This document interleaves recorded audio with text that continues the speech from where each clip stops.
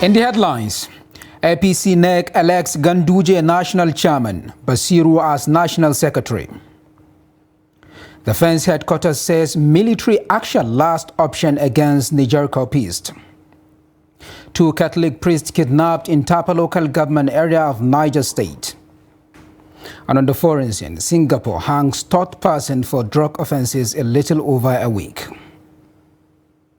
Hello and welcome to Trust TV News Update. I am Abdurrahman Omar. Thanks for joining.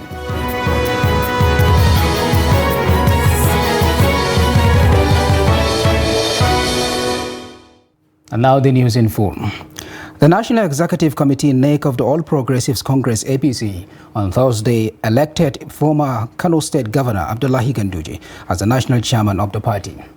The party's NEC also elected former Senate spokesman Ajibola Basiru as national secretary.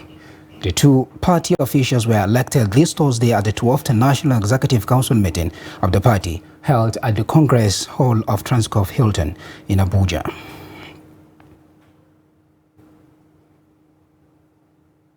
In the meantime, the ex-president Muhammadu Buhari has explained why he did not attend the caucus meeting of the All Progressives Congress APC in Abuja. The national caucus meeting took place at the presidential villa on Wednesday, but the NEC summit will assemble party leaders in Transcorp Hilton on Thursday. Explaining why he was unable to attend the meetings, Buhari, through his spokesman Garba Shehu, said he was unavailable due to commitments he earlier made. He conveyed his apologies, indicating that he is unable to attend due to commitments earlier made. The former president used the opportunity to express his support and commitment to the party, at the same time wishing it a good meeting, as the leaders take decisions on issues of importance to the party and the nation. The former vice president, Professor Yemi Oshibajo, also apologized for his unavailability at the events, saying he has been committed to many assignments outside the country.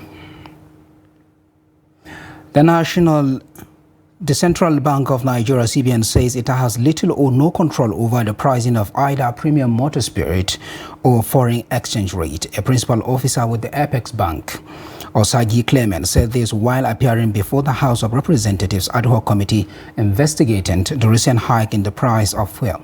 The report. One of the reasons explained by the Central Bank of Nigeria is that the value of the naira at the interbank forex market is largely driven by the forces of demand and supply. According to him, the exchange rate is determined by market forces such as the demand for foreign currency by importers, exporters, and investors. Osage further explained that the demand for PMS has gone down by 30% due to its low demand following the hike in the price. He advised the federal government to discourage fuel importation and encourage local production, as $150 million is currently being deployed for PMS importation monthly through CBN intervention, which is posing serious challenge to the economy. Can we just take out PMS from the bucket and give it a special treatment so that we can have some level of stability in PMS price for a short time to give us room to put our house in order? Maybe other local refineries will start working, so we might not need to be importing the product anymore. On their part, the Executive Director, Distribution Systems of the Nigeria Midstream and Downstream Petroleum Regulatory Agency, NMDPRA, Obogu Ukoha, who also appeared before the ad hoc committee, stated that prices of petrol are determined by the market forces of demand and supply. The same PIA has given the authority quite enormous powers to intervene to avoid cartel building, which is why we've introduced competition, to also deal with illegal profiteering, and more importantly, to work with FCCPC in relation to consumer protection. While expressing worries over the low demand of petrol since the increment caused by the removal of subsidy, Chairman of the Committee on Petrol Price Increase, Babajimi Benson, called on the relevant regulators to regulate pricing since the Petrol Industry Act, PIA, gave it the powers to do so. The demand for foreign exchange has gone down, which is good for Nigerians.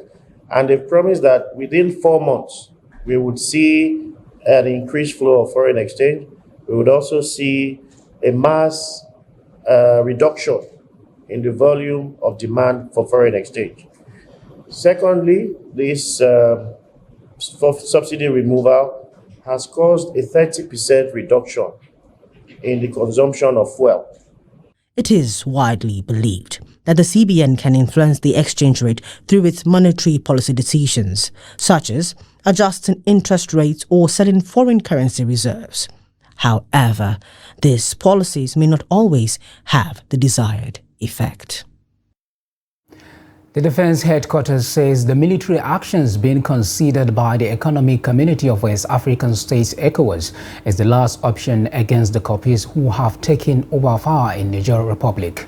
It also said that the Nigerian armed forces have not been given any order yet to commence military action, adding that appropriate actions will be taken after a 2-day extraordinary meeting of West African defense chiefs in Abuja.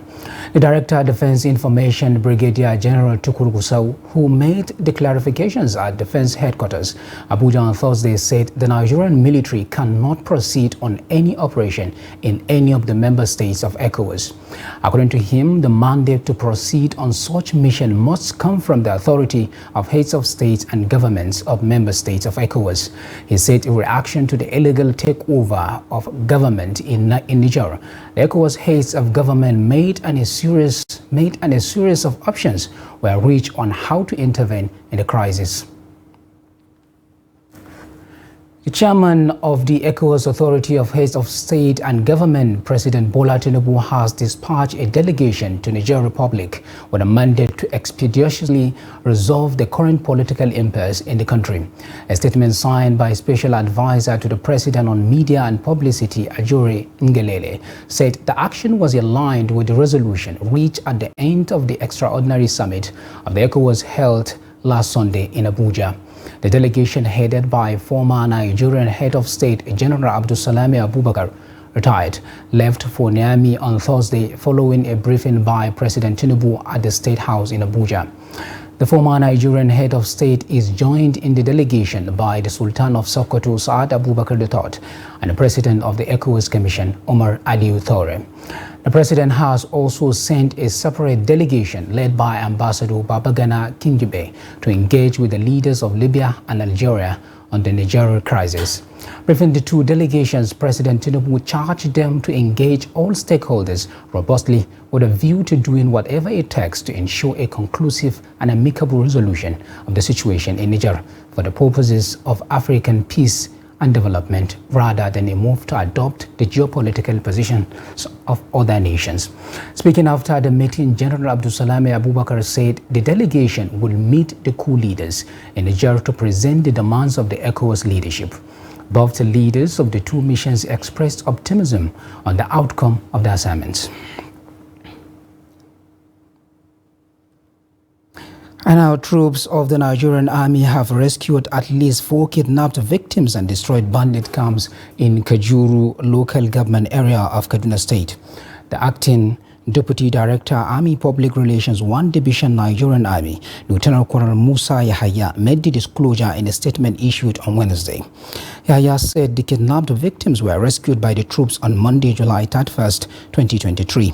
He charged the troops to maintain momentum in order to bring a lasting end to the criminal activities of bandits, cattle rustlers, and other crimes in the state. He also appealed to all law-abiding citizens to go about their legitimate businesses and avail the Nigerian Army and other security agencies with timely and credible intelligence.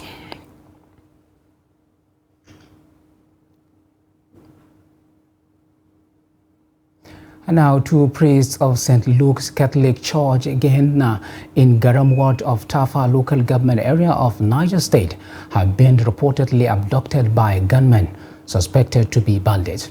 The priest, Father Paul Sanogo and Seminarian Melko, were kidnapped in the early hours on Thursday, August 3rd, at their residence in Gehenna. Residents told Trust TV that the kidnappers shot sporadically into air for over an hour before they whisked away the 2 priests. The Catholic Bishop of Mina, Martin Igwe Ozoko, in a message to church members, said the 2 priests were pastoral workers at St. Luke's Catholic Church, Ghana. When contacted, the Niger State Police Command's Public Relations Officer DSP Wasiu Abiodun confirmed the incident. He said police tactical teams led by DPO of Tafa Division were dispatched to the scene. The Osun State Police Command has arrested suspected members of secret societies in the state. The Commissioner of Police in the state, Kehinde Longe, who disclosed this to newsmen, vowed to rid the state of criminal elements. Hamid Oyebade files in this report. Men of Osun State Police Command Anti-Cultism Squad arrested the suspects at different locations in the state. They were arrested for their membership of secret and unlawful societies and for terrorizing innocent people in the state. The suspects, who were arrested in possession of firearms, confessed to the crime. I belong to Supreme Area Confraternity, and is our former number one that gave the gun to me based on when we want to hand over his regime. And I was in area group since 2022. I never steal bike before. It was this guy who went to steal the bike and brought it to me at home. So we went to where he wanted to sell it together. I just see lights no more than, let me say, 7 months, because I'm a footballer and I'm a student also.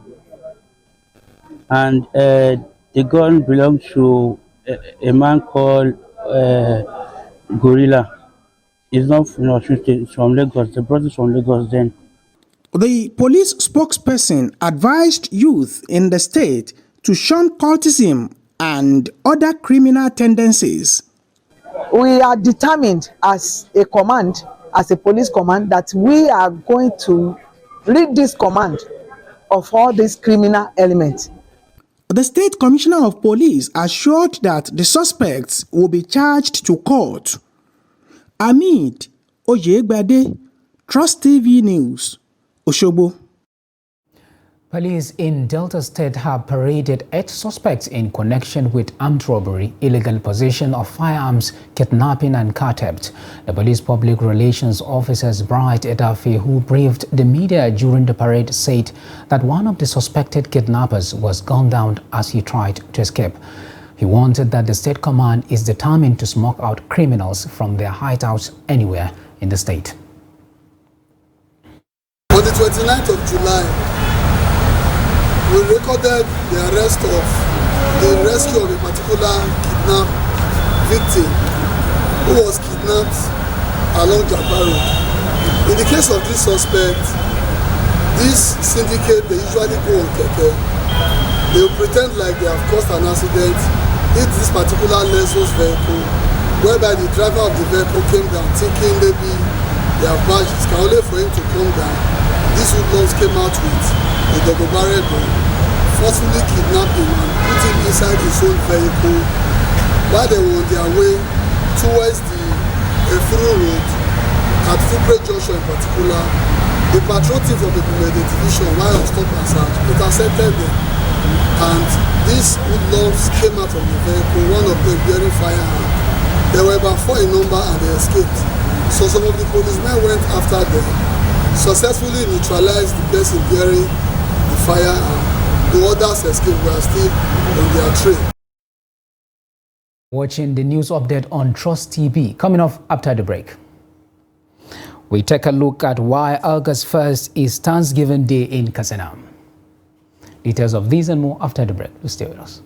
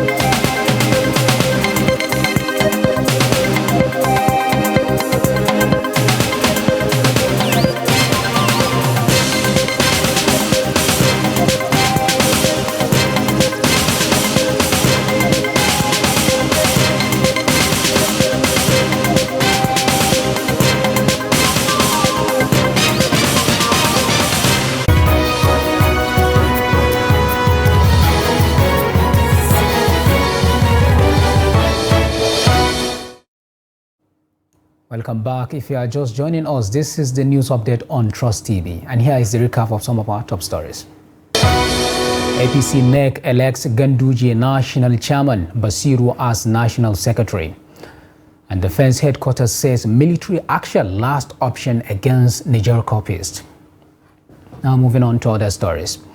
Pharmacists say self-medication poses grave danger to the health system, warning Nigerians against engaging in it. They spoke with Trust TV in Asaba during their annual meeting, pointing out the dire consequences of self-medication.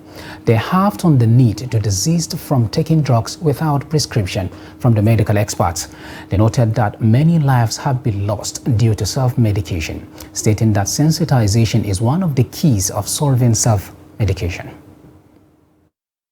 Self-medication, it has, cost so many lives, leading to high mortality rate. And for us, the people, we keep telling people the much you can do if you're not feeling fine is to meet or seek a healthcare professional. Professional in healthcare, you can reach him anytime and he can assess you and give you advice on what to do next. So I believe that people, that's people in the urban areas where there are pharmacies. But in the rural areas, government has established private healthcare centers and other hospitals where you can go to. It's better to meet them than self-medicate because it could be dangerous. And the drug could be as deadly, if not more than the disease, to use it inappropriately.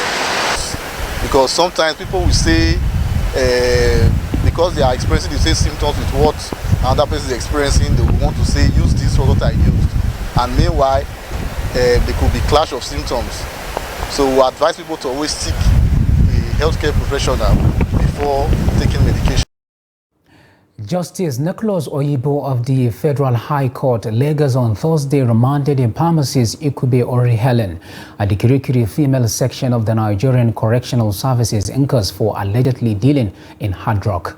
The judge ordered that pharmacist Ikube be remanded after she pleaded not guilty to the 2-count charge of conspiracy and unlawful transportation of 51.10 kilograms of pentazocine injection 30 milligram, a narcotic analgesic similar to cocaine, LSD, heroin.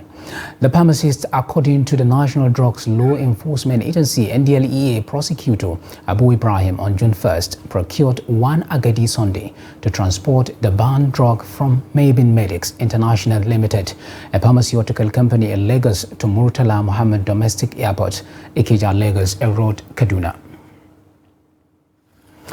The Katsina State government has adopted 1st of August each year as Thanksgiving Day, locally known as Yom Shakur, a day which was marked with praise and gratitude to God for his many blessings, also sought Allah's intervention on the prevailing security and economic challenges facing Katsina State. Abdullahi Ahmadi reports that former President Muhammadu Buhari used the day to make his second appearance since he left office on May 29th. His report.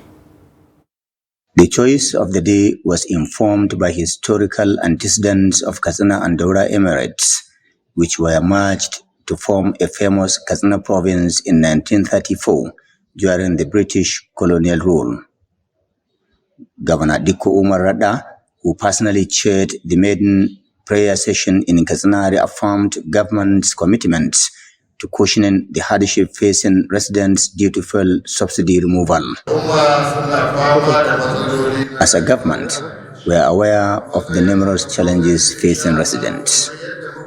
Don't forget, the insecurity and economic challenges occasioned by fuel subsidy removal are not peculiar to this state. This administration will distribute assorted grains and fertilizers to those in dire need to cushion the hardship faced by residents.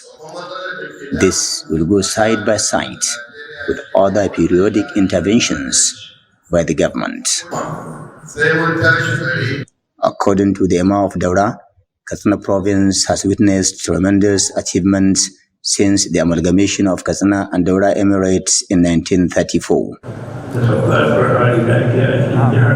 This prayer shows that we have been doing our best as a people, and we have submitted the rest to God for his intervention. The Thanksgiving Day will continue to be observed across Katsina State on the 1st of August each year. I implore every citizen to join us in prayers for solutions to our challenges. Some Katsina residents see this as a remarkable achievement and as an avenue to meet and brainstorm on issues affecting them with a view to providing solutions and committing other challenges to prayers for Allah's intervention. The prayer session was conducted simultaneously in all the 34 local government areas of Katsina State.